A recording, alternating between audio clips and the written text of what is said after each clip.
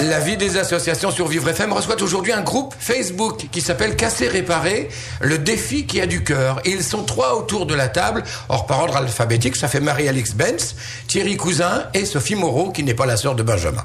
Bonjour messieurs, dames. Bonjour. Bonjour. Merci d'être des nôtres. Alors, Casser Réparer, le défi qui a du cœur, qui veut se lancer dans une explication rapide, j'allais dire, parce que moi je veux parler après du défi du cœur que vous organisez en ce moment. Qu'est-ce que c'est que ce groupe Facebook Casser Réparer, le défi qui a du cœur? Qui veut s'y coller? Ah bah, qui veut s'y coller? Allez, Marie-Alix Benz? Eh ben voyons. Mais non, ça c'est une plaisanterie en antenne, on vous l'expliquera pas. Ce qui est très marrant, c'était que Sophie et Thierry étaient en train de se demander qui allait prendre la parole. De se concerter, voilà. Et c'est moi qui la prends. Et ben voilà. Écoutez, le défi qui a du cœur, c'est un groupe Facebook qui a été monté le 9 septembre de cette année avec l'objectif de sensibiliser le grand public au problème des cardiopathies congénitales. D'accord. Alors déjà, on entre dans un domaine que tous ne connaissent pas, y compris votre serviteur. Qu'est-ce que c'est que ces cardiopathie congénitale? Alors, une cardiopathie congénitale, ce sont des malformations du cœur qui surviennent au cours de la formation du cœur et pendant la vie intra-utérine. C'est ça. Voilà. Et qui ne sont pas décelables, justement, in utero? Alors, elles peuvent être décelables in utero, et c'est en cela qu'elles sont congénitales, c'est-à-dire qu'on est né avec. Et c'est la différence avec, c'est à distinguer du qualificatif héréditaire, hein, ce dont on hérite. Ah oui, alors c'est pas pareil, parce que effectivement, il peut très bien, enfin, l'aspect héréditaire ne réside pas forcément dans ces cardiopathies congénitales. C'est-à-dire qu'on peut être le seul, j'allais dire, de la tribu familiale à avoir été touché par une cardiopathie congénitale. Une malformation congénitale, en particulier cardiaque, n'est justement pas obligatoirement héréditaire. D'accord. Elle peut correspondre à un accident isolé qui, en somme, ne se reproduira pas. Mais le terme accident isolé, évidemment, avec toutes les conséquences que cela représente. Alors, si vous êtes là, c'est parce que chacun de vous a affaire justement avec ou a eu affaire avec l'une de ces cardiopathies congénitales. Alors, par exemple, tiens, Marie-Alix Benz, par exemple, vous êtes... Tout à fait, parent d'une petite fille qui a été diagnostiquée comme étant atteinte d'une cardiopathie congénitale très récemment. Et pour en revenir justement sur le fait que ça soit quelque chose qui se développe au moment de la vie fœtale, moi, ma fille, ça a été diagnostiquée à l'âge de 6 ans et demi. Ah oui, c'est tardif. Enfin, justement, vous avez un groupe Facebook qui est assez, sinon pléthorique, du moins qui est assez généreux. Hein. 4500, c'est ça? 4200, exactement. Ouais. On attend encore plus de monde. Hein. Alors, par rapport à tout ce que vous savez justement de ces cardiopathies, de ceux qui en sont atteints ou en ont été atteints, est-ce que 6 ans et demi, c'est un diagnostic précoce, plutôt tardif, entre les deux, mon capitaine? Oui, voilà. C'est-à-dire qu'il n'y a pas vraiment de grande ligne là-dessus. Et effectivement, la médecine aujourd'hui nous permet d'essayer de diagnostiquer toutes ces choses-là sur la période fœtale, hein, avec les échographies durant la grossesse. Malheureusement, certaines ne sont pas visibles au moment des échographies. C'est assez délicat à percevoir. Et on les découvre bien souvent à la naissance. À la naissance, quand on voit des enfants qui évoluent mal, qui sont bleus, qui ont du mal à se nourrir, qui sont essoufflés. Et puis parfois, on les découvre justement à l'âge de l'enfant. C'est ça, la vôtre n'est pas née à 6 ans et demi, rassurez-moi. Alors justement, comment l'avez-vous découvert et comment cela se fait-il que ce diagnostic n'ait pas été porté justement à votre connaissance, en tous les cas, qu'elle n'ait pas été diagnostiquée comme étant atteinte par l'une de ces cardiopathies? Parce que c'est délicat, c'est silencieux. En fin de compte, le gros problème de cette maladie, c'est qu'elle est silencieuse, elle est sournoise. On la diagnostique difficilement et c'est en général un petit souffle au cœur. Elle n'avait pas de signe avant-coureur. Tout au plus, on vous avait déjà avisé qu'elle avait un souffle au cœur ou pas? Même pas. Oui, donc elle vivait comme une petite fille de 6 ans. Tout à fait. Et demi. Tout était normal. Et comment ça a basculé, enfin sans être, évidemment sans tomber dans le voyeurisme, c'est pas ça, mais pour qu'on sache, on en ait un petit peu plus d'informations sur les possibilités de diagnostic. Qu'est-ce qui vous a fait mettre le doigt sur cette cardiopathie? L'oreille précieuse de mon médecin généraliste, qui a effectivement diagnostiqué un petit souffle au cœur qu'il fallait juste vérifier par une petite échographie. Il y a certaines personnes qui vivent avec des souffles au cœur toute leur vie, qu'on ne répare pas, mais voilà, on vit avec ça et tout va bien. Et un jour le diagnostic tombe, le jour de l'échographie. D'accord. Et là, oui. Ah oui, et là, il fallait quoi? Fallait opérer, Ouais, la chirurgie, directement. Ah. Il n'y avait pas de possibilité de faire une autre intervention que chirurgicale. Et là, comme on le dit, que ça soit enfant ou adulte, parce que des fois, c'est à l'âge adulte qu'on le découvre. Le ciel vous tombe sur la tête. Et voilà, c'est le cœur, c'est l'organe vital par définition. Et oui, par définition, le cœur, on dirait que ils sont un peu à égalité avec le cerveau, hein, mais voilà, puis il y a toute une symbolique autour du cœur, évidemment. Hein. Alors, le ciel vous est tombé sur la tête à vous, Marie-Alix, mais à la petite également, elle a eu conscience de ça. Comment ça se passe justement dans la tête d'une petite fille de 6 ans et demi à qui on dit, tu sais ma chérie, il va falloir qu'on t'opère? Comment le savoir? C'est très difficile, et là le choc psychologique, il a toute sa place. Au-delà de la souffrance physique, il y a un choc psychologique énorme. Le mystère de l'enfant, c'est qu'il ne parle pas, donc vous le devinez, et puis vous, en tant que parent, vous devez être fort, vous devez encaisser, et voilà, c'est très difficile. Vous dites qu'il ne parle pas, elle ne parlait pas, pendant un moment, vous sentiez qu'il y avait peut-être du questionnement, de l'envie de questionner, mais ça restait là parce que c'était compliqué à la fois de parler de ça entre adultes et enfants, c'est pas simple. Je crois que très tôt on comprend que le cœur c'est vital, et il y a une peur qui naît même chez un enfant. Marie-Alix, on va se retrouver avec Thierry et avec Sophie, on va le faire après une pause musicale. Aujourd'hui, Vivre FM attendu, c'est micro en direction d'un groupe Facebook. Casser, réparer, le défi qui a du cœur. Ils sont autour de la table pour nous parler de tout ça, pour nous parler plus tard du défi du cœur, et puis surtout là, essentiellement pour parler des cardiopathies congénitales. Vous avez entendu Marie-Alix Benz, vous entendrez Sophie Moreau, mais Thierry Cousin est là. Thierry, bonjour. Bonjour. Alors Thierry, en quoi êtes-vous concerné par les cardiopathies? Alors je suis un enfant opéré, malgré ma voix et mes 53 ans. Je suis effectivement un enfant opéré, c'est-à-dire que j'ai été opéré à 6 ans et à 12 ans. Ça veut dire qu'on s'en sort bien. 6 ans, tiens, il y a un point commun avec la petite de Marie-Alix Benz. Ouais. C'était la même cardiopathie, parce que on dit il y a 200 cardiopathies congénitales. Ça veut dire qu'évidemment, on va pas les passer en revue les 200, mais tout de même, on peut peut-être parler de quelques-unes d'entre elles. Par exemple, simplement Marie-Alix, est-ce que vous connaissez le nom de la cardiopathie de votre petite? Tout à fait. La CIA, vulgairement appelée CIA, c'est la communication interauriculaire, qui correspond à une formation qui peut se résorber dans les premières années de vie, mais qui parfois, malheureusement, donc effectivement, ne se résorbe pas. Et dans ces cas-là, il faut c'est le chirurgien qui fait le travail. Voilà, donc ça fait partie des cardiopathies simples, et celle de Thierry. Thierry Cousin, alors vous? C'est une tétralogie de Fallot, donc le mot est c'est pas sympa en plus. Hein. Alors il y a un point commun, c'est qu'il y a ce qu'on appelle le tétra, donc c'est 4. J'ai eu 4 problèmes détectés à 5 ans par tout simplement médecin scolaire. Qui a entendu le fameux souffle au cœur. Comme quoi, bien devant le micro, Thierry.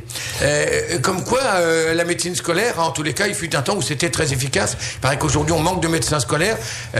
Moi, j'alerte effectivement les pouvoirs publics. Si quelques-uns qui le représentent écoutent Vivre FM, il ne faut pas lâcher l'affaire. Hein. Les médecins scolaires, ils sont utiles. Hein. La preuve.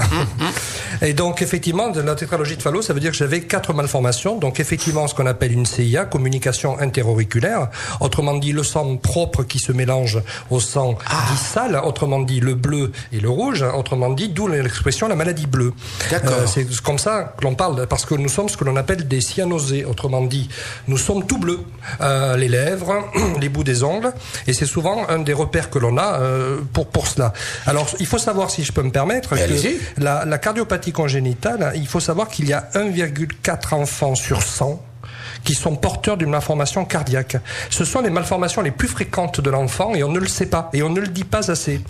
Mais ces malformations cardiaques, pardon, par exemple pour la vôtre, si c'était agi que de la première que vous avez citée, elle pourrait se résorber sans le bistouri ou pas? Dans mon cas, ce n'était pas possible. Dans celui de Marie-Alix non plus. Dans certains cas, mais parfois ça l'est. Ça l'est, et c'est pour ça que tout dépend de l'échographie morphologique du fœtus qui est faite, et c'est à ce moment-là, il faut vraiment développer et travailler là-dessus à tout prix, parce que c'est vraiment à ce moment-là que l'on détecte et que l'on peut soit considérer que ça va se résorber, soit considérer qu'il faudra une opération dès la naissance ou pas, avec tout ce que cela peut représenter. Mais parce qu'il faut bien savoir, et c'est mon dernier chiffre si vous me le permettez, que dans 85% des cas, les cardiopathies congénitales sont d'origine inconnue, ce qui explique toute la difficulté, effectivement, à apporter une solution en amont. C'est ça. Les pathologies, les maladies sont connues, mais leur origine elle-même n'est pas connue. On ne sait pas pourquoi vous êtes né avec avec ces 4 malformations. La recherche est encore en cours, justement. Moi, en tant que parent, on nous a demandé des analyses pour faire effectivement avancer la recherche. Moi, dans mon cas, ce n'était pas génétique. J'avais communication interauriculaire, j'avais effectivement rétrécissement de l'aorte, veine pulmonaire bouchée et hypertrophie du ventricule gauche. Une fois qu'on a dit ça, je peux vous garantir, je suis en pleine forme. C'est ça. Une fois qu'on a dit ça, j'allais dire, c'est aussi ça. On y reviendra, mais ça veut dire que ça réclame. Ça veut dire qu'on peut être optimiste, hein, parce que non seulement on peut réchapper à une malformation, mais même à 4. Alors ça vous a tenu toute votre enfance, j'imagine, parce qu'on n'opère pas comme ça d'un seul coup, on n'opère pas les 4 d'un coup. Non, si. Alors on fait moi dans mon cas, on a fait ce qu'on appelle du provisoire. On m'a réparé provisoirement. C'est un côté un petit peu plomberie. Je suis désolé. Oui, non, mais c'est pas mal. Cela dit, c'est un bon tuyau, hein, parce que exactement, ça marchait. Oui. Tout à fait. À 6 ans, alors c'est un terme barbare qui s'appelle anastomose de Blalock. Donc on arrange quelque chose, on fait une réparation provisoire. D'accord. Et à 12 ans, on m'a fait une réparation complète. Et on parle vraiment de ce terme-là. Ouais. C'est vraiment réparation complète. Et de 5 à, c'est ça, à 5 ans, vous avez été opéré à 5 ans? À 6 ans, exactement. De 6 ans à 12 ans, on vit comme ça et somme toute pas si mal, sans signe vraiment, si ce n'est qu'il y a peut-être des contre-indications, des régimes, du sport, pas de sport ou des choses comme ça, comme Churchill. Alors dans mon cas, et je laisserai après Marie-Alix donner la vision qu'elle peut avoir en tant que mère, hein, mais dans mon cas, je l'ai vécu avec un regard, moi personnellement très bien, mais un regard extérieur de l'autre, extrêmement complexe. À l'école, avec les enseignants, avec les copains, avec tout ceci. Les parents, les parents, parce que les parents, alors ils sont au premier chef concernés, enfin si ce n'est au deuxième au moins, puisque vous l'étant au premier, les parents aussi, parce que comment faire, enfin ne pas mettre ce gosse dans le coton, j'imagine, hein. C'est très difficile, hein, c'est très difficile. Marie-Alix, par exemple, vous avec votre petite, justement à compter du moment où le diagnostic est tombé. Oui. Comment avez-vous réagi? On a envie de prendre la môme dans les bras et de plus la lâcher. On veut plus la lâcher. On lui fait pas aller faire des courses toute seule. Enfin, je sais pas. On la laisse pas faire du vélo toute seule. Comment ça se passe? C'est une situation hyper angoissante, ouais. Parce que on est parents, donc on par vocation on est protecteur et on doit. On est protecteur, mais on doit pas, j'allais dire noyer, comment dirais-je, engluer l'enfant de telle façon à ce qu'il n'ait plus envie de bouger parce que t'es malade, mon pauvre chéri. Et l'enfant il le sent, il est pas plus malade, enfin comment dirais-je, il se sent pas trop mal, mais les parents effectivement ils ont une vision qui leur est propre, ce qui fait qu'ils sont parents. Si vous le voulez bien, une pause musicale sur Vivre FM, on continue à parler des cardiopathies congénitales et de votre groupe Casser, Réparer, le défi qui a du cœur. On le fait tout de suite sur Vivre FM après une pause musicale. Dans la vie des associations aujourd'hui, Vivre FM donne la parole à un groupe Facebook Casser, Réparer, le défi qui a du cœur. Pour nous en parler, Thierry Cousin, Marie-Alix Benz et Sophie Moreau. Sophie, bonjour. Bonjour. Sophie, votre cas est différent évidemment de vos deux voisins. Que d'ailleurs, c'est marrant, mais vous ne connaissiez pas il y a 1h30 de cela, à peu près, en gros. C'est ça, il y a 2 heures, voilà. C'est tout à fait étonnant, votre histoire. On aura peut-être l'occasion de reparler de ça, mais quelle est votre histoire à vous? Comment ça a commencé l'une des cardiopathies congénitales? Alors moi, j'ai été diagnostiquée de ma cardiopathie congénitale à l'âge de 18 ans et opérée dans la foulée. La même cardiopathie congénitale que la fille de Marie-Alix avec un retour veineux pulmonaire anormal. Et alors là, c'est pareil. Moi, je suis toujours tout aussi surpris. Vous-même, avant 18 ans, alors je sais bien, on est jeune, tout ça, on va bien, on rigole, mais quand même, est-ce qu'il n'y a pas des moments où vous rigoliez moins fort parce que ça vous posait problème, parce que le souffle, parce que je ne sais pas, parce que la possibilité d'effort, non? Tout à fait. Bon, j'ai une pathologie respiratoire en parallèle, donc du coup, ça limitait. Et elle a été mise en évidence très tard. Ce que vous êtes en train de me dire, pardonnez-moi de vous interrompre, ça veut dire que la pathologie respiratoire dont vous souffrez a trompé son monde, et elle vous a trompé en premier lieu, c'est-à-dire que par là même, vous disiez, effectivement, j'ai des difficultés à respirer, c'est normal, puisque ce sont les poumons qui vont pas bien. En gros? C'est ça, c'est tout à fait ça. Elle a masqué complètement la cardiopathie, jusqu'à ce que la cardiopathie soit trop évidente. Et où il faut à tout prix opérer. Et puis là, vous vous dites, il peut pas y avoir que les poumons. Il y a un autre problème. C'est ça. Hein? C'est vous qui l'avez détecté? Comment ça s'est passé? C'est moi qui l'ai détecté et c'est le pneumologue anodinement qu'il l'entend, et puis voilà, là le ciel tombe un peu sur la tête, c'est vraiment ça. J'imagine, en plus 18 ans, on a autre chose à faire qu'à se faire opérer. Enfin, je sais pas si d'ailleurs il y a un moment où on a envie on n'est jamais prêt. on n'est jamais, c'est toujours, mais on est d'accord, mais quand même il y a des âges comme ça, charnières, 18 ans, on pense à autre chose. Je pense que c'est différent de l'enfant parce que là on prend conscience des choses, on voit la date d'intervention comme la fin du calendrier où tout va s'arrêter à ce moment-là. On est bien accompagné à ce moment-là, on vous dit on va devoir, Sophie, vous opérer.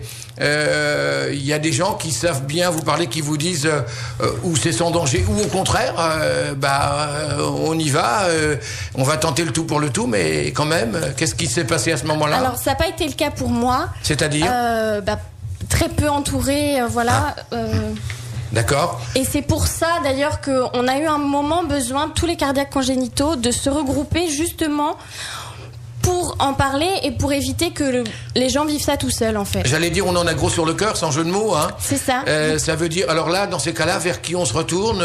On espère que les autorités médicales vont pouvoir vous rassurer, ce qui fut ou ne fut pas le cas.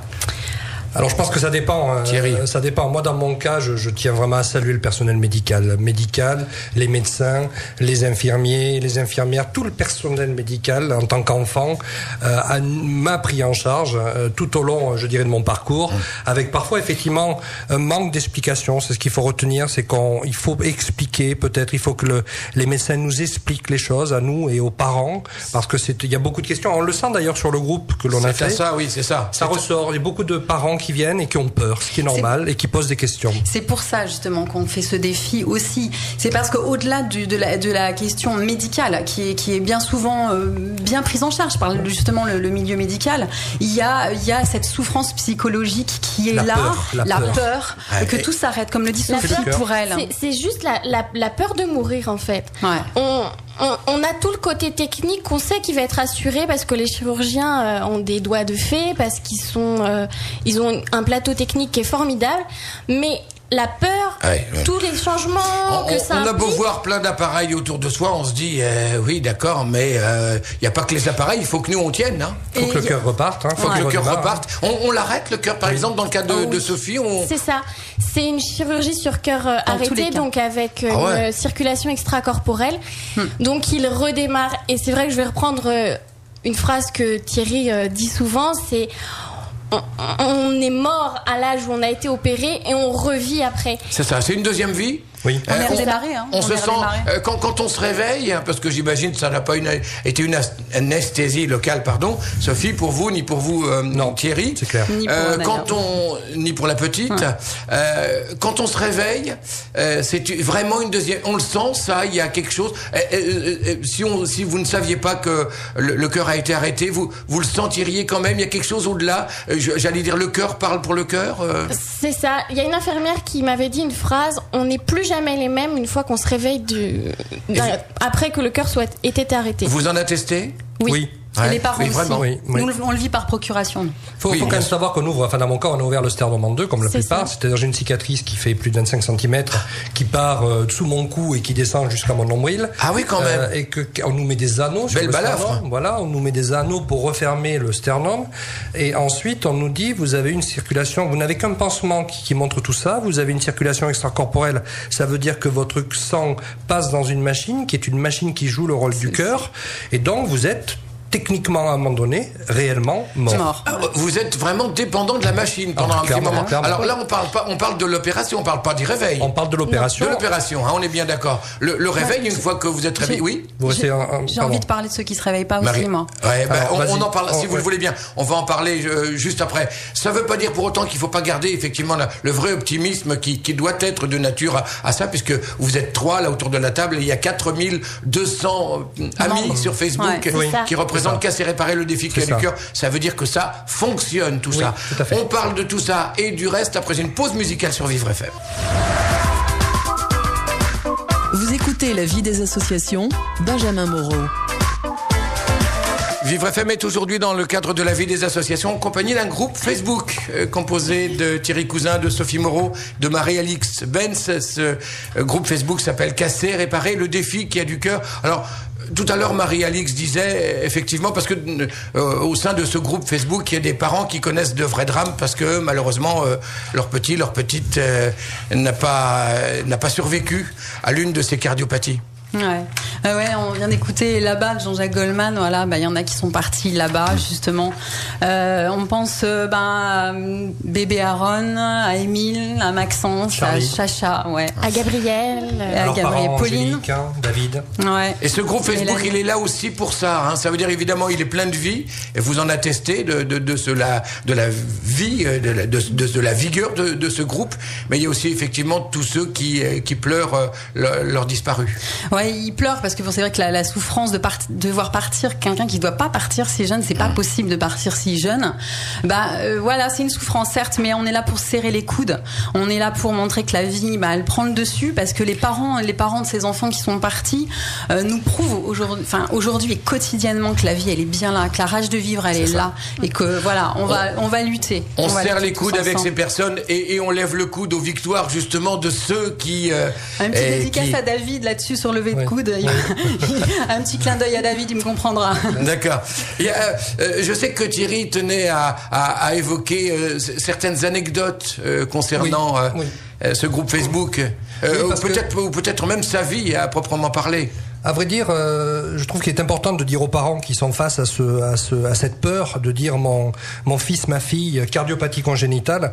Bien, je voulais juste par mon propre cas dire que la vie est magnifique et qu'il faut avoir une vision extrêmement positive et il faut avoir confiance dans la médecine et il faut aussi savoir accompagner certaines anecdotes que moi j'ai vécues, que j'ai transformées en force et que je souhaite que vos enfants transforment en force si vous êtes concernés, si vous nous écoutez. C'est effectivement la cour d'école, le prof de sport qui dit attention au ballon, il faudrait pas qu'il meure dans la cour. Ça, ce sont des choses qui sont dures à gérer, dures à vivre. Mais qu'un enfant, lui, il pense plus au ballon qu'à son cœur. Et moi, je prenais le ballon et c'est moi qui le lançais du coup, puisque personne ne me le lançait dessus. Tiens. Et Ça me rappelle une anecdote, je vous raconterai en antenne. Les filles sur la plage, la cicatrice, les voisins de plage qui disent oh là, qu'est-ce qu'il a eu celui-là. Le guerrier. Et moi qui disais mais je me suis battu comme un dur. Le guerrier, c'est quoi? C'est le fait d'être un guerrier avec une cicatrice de 30 cm devant quand même. Alors ça c'est juste les hommes qui la vivent comme ça. Hein. Oui, parce que les hommes ils pensent au repos du guerrier, vous comprenez? Alors ça c'est le côté positif. Après il y a le côté beaucoup plus compliqué. Et là je voudrais vraiment alerter les assureurs, les banquiers. Nous n'allons pas mourir sur place. Arrêtez de ne pas vouloir nous assurer ou couvrir nos risques. Vous savez que moi, par exemple, je n'ai pas le droit d'avoir une incapacité. J'ai une surprime magistrale dans toutes mes affaires. Je suis chef d'entreprise. Dans mes affaires, dans mes prêts, entre maison, domicile, etc. C'est-à-dire que vous devez des surprimes, vous devez payer le prix fort pour être en vie. Exactement. C'est ça. Exactement. Même... Quand vous êtes au travail aussi, quand vous êtes au travail et que vous avez un séminaire professionnel, vous êtes membre de, là je pense à certains de mes anciens collègues, vous êtes séminaire professionnel au bord de la mer et qu'ils découvrent que vous avez une cicatrice. Est-ce que vous êtes un handicapé? Est-ce que vous avez le droit de progresser dans la société? Est-ce que vous pouvez dans cette entreprise être un cadre supérieur aux dirigeants parce que vous avez une cicatrice? Mais bien sûr vous pouvez l'être et je l'ai prouvé et j'en suis fort content. Et je pense que ça montre aussi la cicatrice montre, c'est vraiment un combat de survivre à une cardiopathie congénitale parce que c'est ça. On est tous des champions, tous ceux qui nous écoutent le comprendront, des warriors. On voit plus jamais la vie de la même façon quand on a vécu ça. J'allais presque dire que la cicatrice peut vous aider parce que vous c'est presque la ligne de vie. Vous voyez, il y avait avant, puis il y a après. C'est ça. Ce que je veux dire. Alors on est dans l'ambivalence toujours, dans l'ambivalence d'accepter la cicatrice parce que pour une femme c'est compliqué. Ouais. Moi j'avais 18 ans, c'est très compliqué. Pour des enfants c'est très compliqué. Et puis dans l'ambivalence de quand même de vouloir que ça se voit. Parce qu'on est fiers et qu'on a besoin de cette reconnaissance aussi. Ça, c'est drôlement intéressant ce que vous dites. On est fiers d'avoir vécu ça, on est fiers d'avoir mené ce combat et de le mener parce que de le gagner. Et voilà, et fiers de pouvoir. Et puis ça vous donne c'est un porte-voix, c'est quelque chose qui dit, vous voyez, au-delà de ma cicatrice, vous voyez, c'est ce qu'il y a avant, c'était la vie d'avant, et maintenant c'est la vie d'après. Ça y est, c'est reparti. C'est ça. Et même si c'est pas facile, même si c'est un combat qui est pas facile, on est, je pense, fiers de l'avoir mené, d'avoir gagné et puis de montrer qu'on est là et on a tous une soif de vie. Chaque jour est un jour de plus, c'est pas un jour de moins, c'est vraiment une donnée importante sur laquelle on se bat. On se réveille justement avec cette pensée, Sophie, Marie-Alix pour votre petite, Thierry, quand on se réveille vraiment le matin, c'est parce que on en parle souvent, on dit ouais, faut qu'on y pense, faut absolument qu'on se dise on a la vie qu'on a et de temps en temps ça va mal, mais faut qu'on se dise chaque jour c'est vraiment on est quand même drôlement content de se réveiller quoi. Chaque jour est une vie. Chaque jour est une vie. On a de la chance de vivre. On va continuer à parler de la vie sur Vivre FM et de votre groupe Facebook Casser Réparer, le défi qui a du cœur. On va parler plus particulièrement du défi du cœur avec Sophie Moreau dans un instant, après une pause musicale. Les associations, Benjamin Moreau. L'émission touche à sa fin qui parle aujourd'hui d'un groupe Facebook Casser Réparer, le défi qui a du cœur, en compagnie de Thierry Cousin, de Marie-Alix Benz et de Sophie Moreau. Moi, je voudrais qu'on revienne sur le défi du cœur, cette opération que vous avez lancée par le biais de ce groupe Facebook, Sophie. Alors, le défi, il a été lancé le 9 septembre 2014, donc c'est tout récent. On a échangé entre opérés, non opérés, parents, et on a eu le même constat que les cardiopathies congénitales, c'est un mal invisible, inconnu et surtout très méconnu par la société. Donc du coup, on a eu l'idée de lancer le défi un peu à l'image de l'Ice Bucket Challenge. Ah oui, sauf que là, on ne s'est pas versé des seaux de glace sur la tronche. Non. C'est ça, le but est juste de prendre une photo de soi avec un cœur. Sous n'importe quelle forme. D'accord. Et de le poster sur notre groupe Casser Réparer, le défi du cœur, groupe fondateur. Moi, je voudrais simplement préciser une chose et après je vous laisse parler, c'est que il n'y a pas du tout d'argent, hein. On n'est pas du tout dans le. Il n'y a pas d'association, il n'y a pas de don. En fait, on veut juste que les gens nous rejoignent, nous comprennent. C'est un groupe de soutien, de solidarité. C'est ça. Et surtout on a envie on a l'impression qu'on n'est pas connu, on est méconnu. Et on a envie de dire aux gens, voilà. Et ce qui est tant mieux, c'est pas la starisation qui vous intéresse. Hein. Quand vous dites pas méconnu, ça veut dire c'est le fait que ces cardiopathies ne sont pas connues, que par conséquent, ces gens qui ne sont pas seuls, puisque vous êtes déjà 4200 sur le groupe, mais ça veut dire qu'il y a plein de gens qui vous ignorent encore, malheureusement.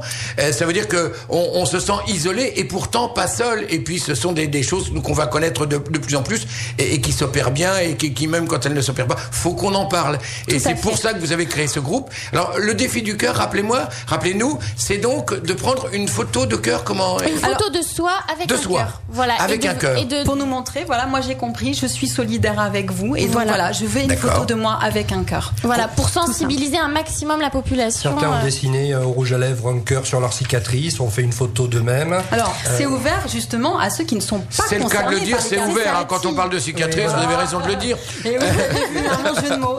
Opéré, pas opéré. Voilà, c'est pas que pour les cardiopathes congénitaux, c'est vraiment pour toute la population. On peut prendre un cœur, on a eu des gâteaux de cœur, des pommes de terre de cœur, enfin c'était vraiment... Des fromages faits à cœur, par exemple, des choses comme ça. Tout à fait, c'était le cas en plus.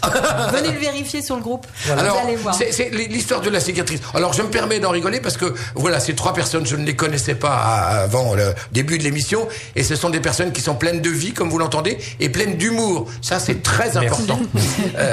Alors, on parlait de la cicatrice tout de suite, et c'est important, là, également, parce que la cicatrice, quand on a été opéré, on n'ose pas la montrer, qu'on soit enfant, qu'on soit adulte. Oui, c'est un peu compliqué.